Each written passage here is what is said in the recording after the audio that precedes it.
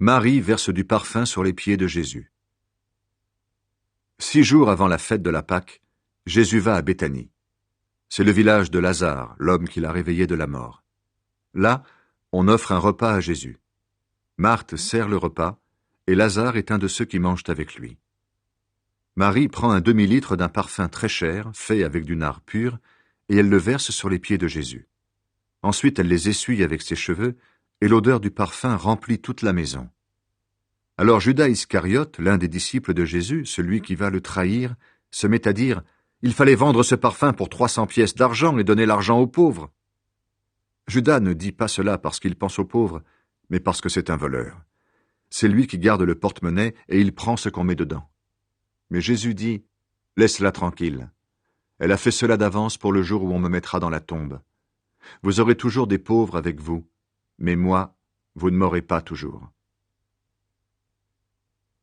Les chefs décident de faire mourir Lazare. Une grande foule de Juifs apprend que Jésus est à Béthanie. Ils y vont non seulement à cause de Jésus, mais aussi pour voir Lazare, que Jésus a réveillé de la mort. Alors les chefs des prêtres décident de faire mourir aussi Lazare.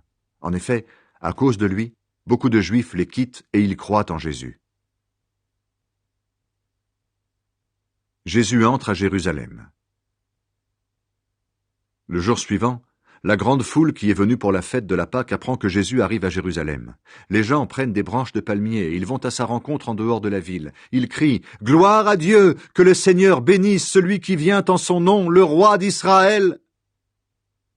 Jésus trouve un petit âne et il s'assoit dessus.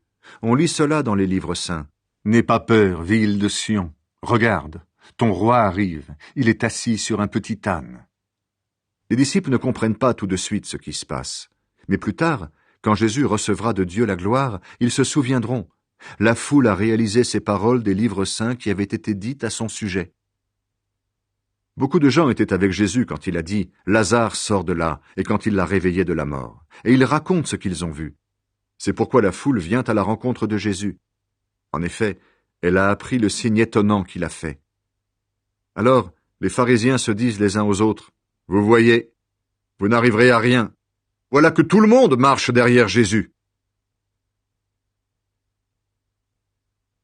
Celui qui veut servir Jésus doit le suivre.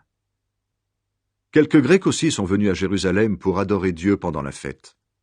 Ils s'approchent de Philippe, qui est du village de Bethsaïda en Galilée, et ils lui demandent « Nous voulons voir Jésus. » Philippe va le dire à André. Ensuite, tous les deux vont le dire à Jésus. Jésus leur répond « Maintenant,